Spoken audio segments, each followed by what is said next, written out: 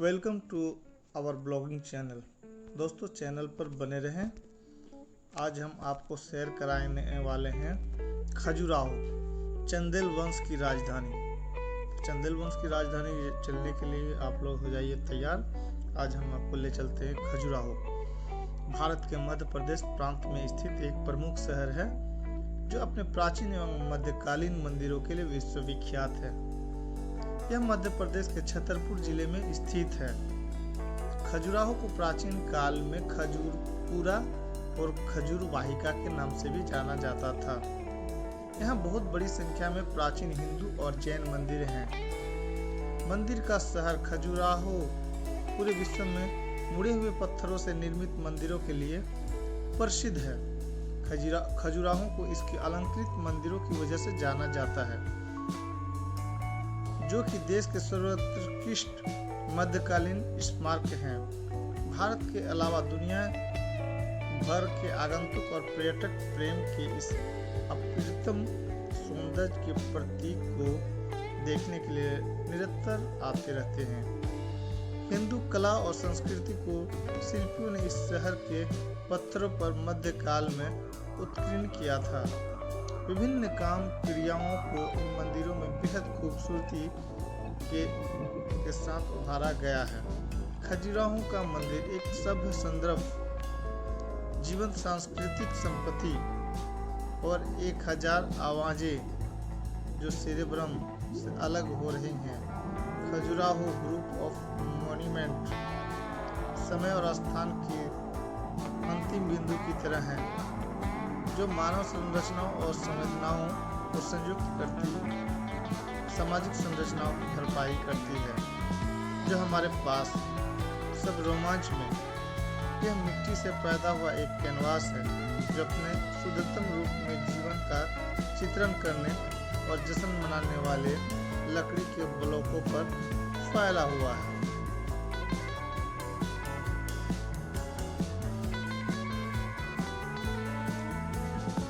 राज्य है इसका मध्य प्रदेश और जिला है छतरपुर। चंदेल वंश द्वारा 950-150 सीई के बीच निर्मित खजुराहो मंदिर भारतीय कला के सबसे महत्वपूर्ण नमूनों में से एक है। हिंदू और जैन मंदिरों के इन सेटों को आकार लेने में लगभग 100 साल लगे। मूल रूप से 85 मंदिरों का एक संग्रह संख्या 25 तक नीचे आ गई है। एक यूनेस्को विश्व विरासत स्थल मंदिर परिसर को 3 क्षेत्रों में विभाजित किया गया है। पश्चिम, पूर्वी और दक्षिण पश्चिमी समूह में अधिकांश मंदिर हैं। पूर्वी में नक्काशीदार जैन मंदिर हैं, जबकि दक्षिण समूह में केवल कुछ मंदिर हैं। पूर्वी समूह के मंदिरों में जैन मंदिर चंदेला शासन के दौरान क्षेत्र में फलते फूलते जैन धर्म के लिए बनाए गए थे। पश्चिमी और दक्षिणी भाग के मंदिर विभिन्न हिंदू देवी देवताओं को समर्पित हैं। इनमें से 8 मंदिर विष्णु को समर्पित हैं, 6 और 1 गणेश और सूर्य को, जबकि 3 जैन तीर्थंकरों को है। कंदरिया महादेव मंदिर उन सभी मंदिरों में सबसे बड़ा है जो बने हुए हैं। दोस्तों अब इनका इतिहास बताते चले। आप अगर कभी भी जाएंगे तो अगर इतिहास को जान लेते हैं तो आपको और भी मज़ा आएगा। इस जगह को घूमने का अलग ही आनंद आपको मिलेगा। खजुराहो का इतिहास लगभग 1000 साल पुराना है। यह शहर चंदेल साम्राज्य की प्रथम राजधानी था।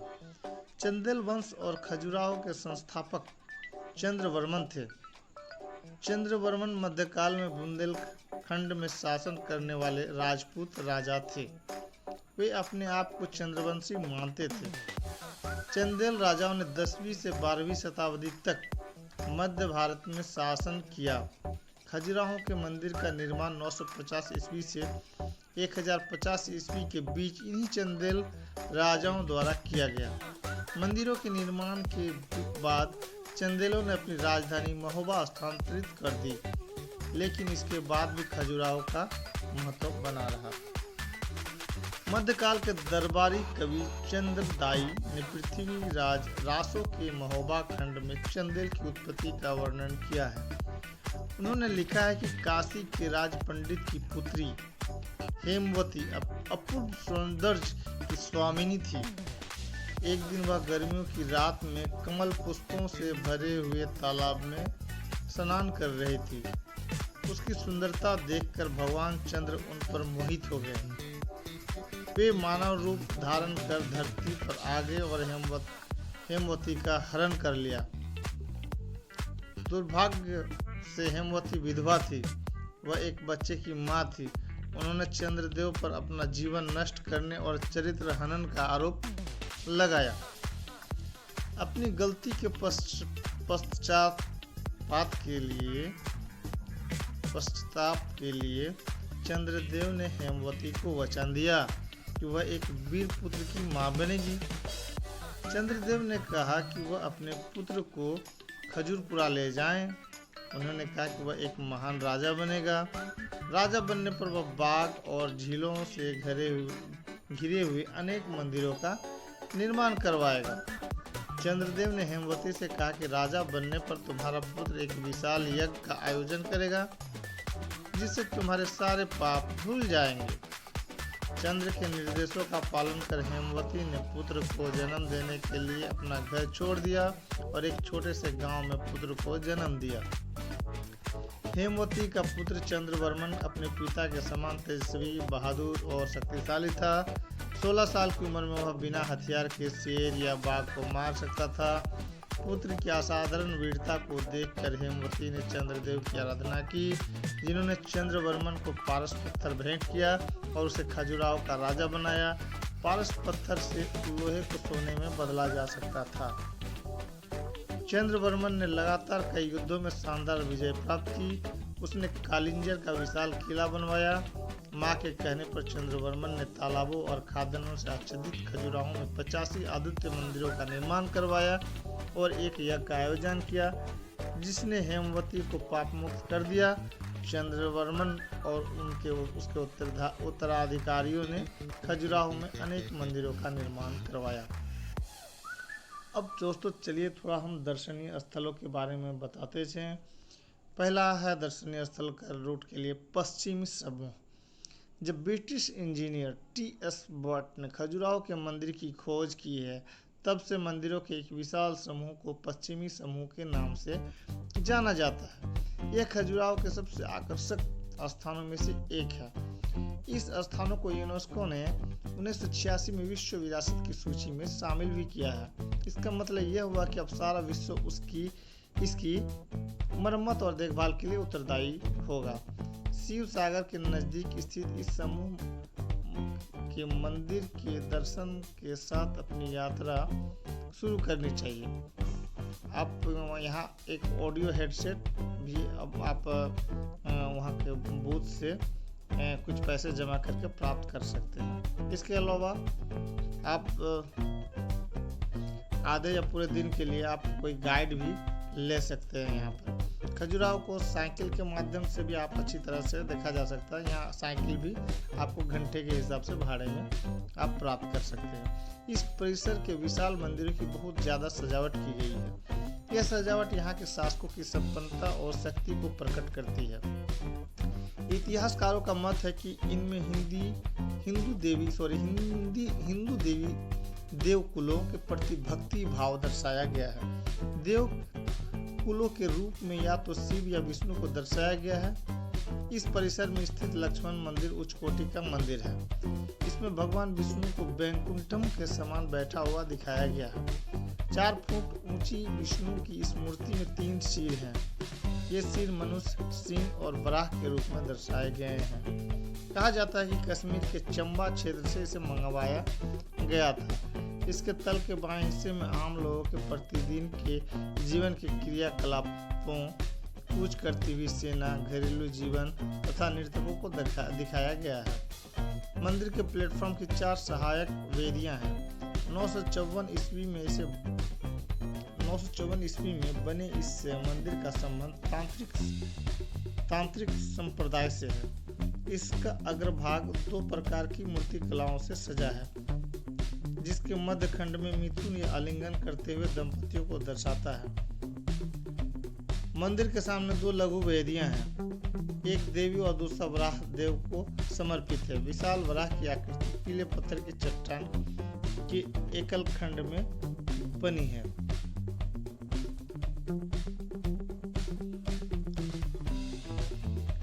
Please stay tune to our channel पर बने रहें। अब आपको हम बताएंगे कंदरिया महादेव मंदिर। कंदरिया महादेव मंदिर पश्चिमी समूह के मंदिरों में विशालतम है। यह अपनी भव्यता और संगीतमयता के कारण प्रसिद्ध है। इस विशाल मंदिर का निर्माण महान चंदेल राजा विद्याधर ने महमूद गजनवी पर अपनी विजय के उपलक्ष्य में किया था। लगभग 1050 ईस्वी में इस मंदिर को बनवाया गया। यह एक शिव मंदिर है। तांत्रिक समुदाय को प्रसन्न करने के लिए इसका निर्माण किया गया था। कंदरिया महादेव मंदिर लगभग 107 फुट ऊंचा है। मकर तोरण इसकी मुख्य विशेषता है। मंदिर के संगमरमरी लिंगम में अत्यधिक ऊर्जावान मिथुन है। अलेक्जेंडर कनिंघम के अनुसार यहाँ सर्वाधिक मिथुनों की आकृतियां हैं। उन्होंने मंदिर के बाहर 646 आकृतियां और भीतर 246 आकृतियां की गणना की थी।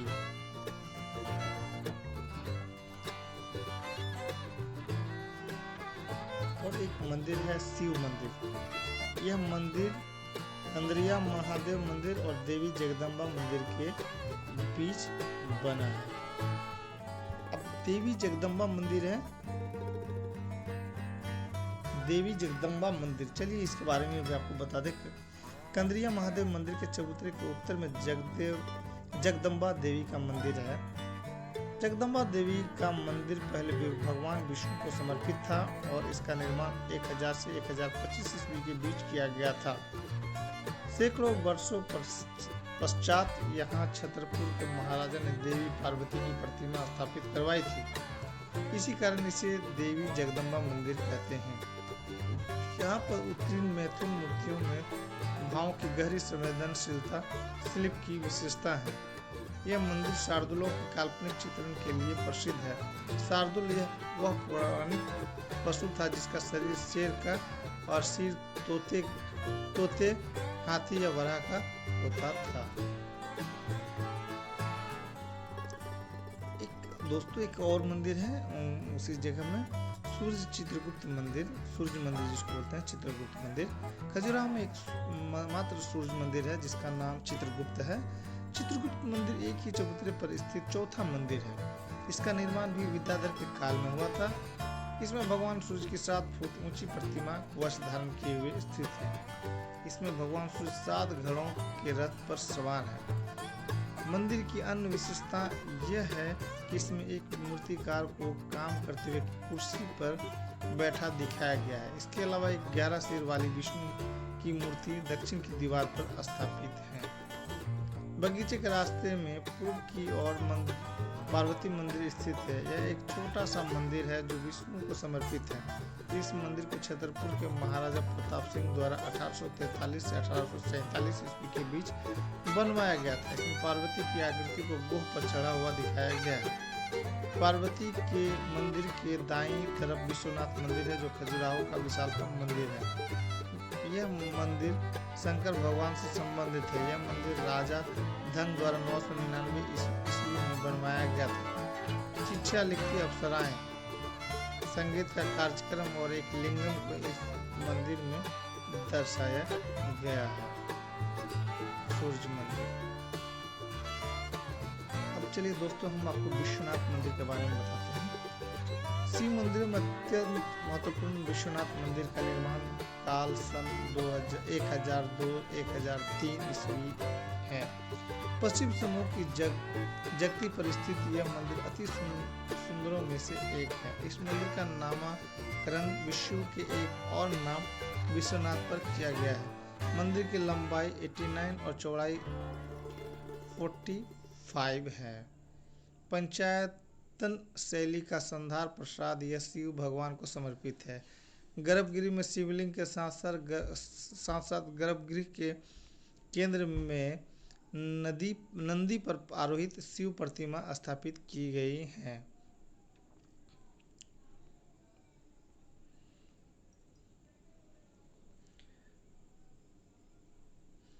एक नंदी मंदिर है जो विश्वनाथ मंदिर के सामने बना है।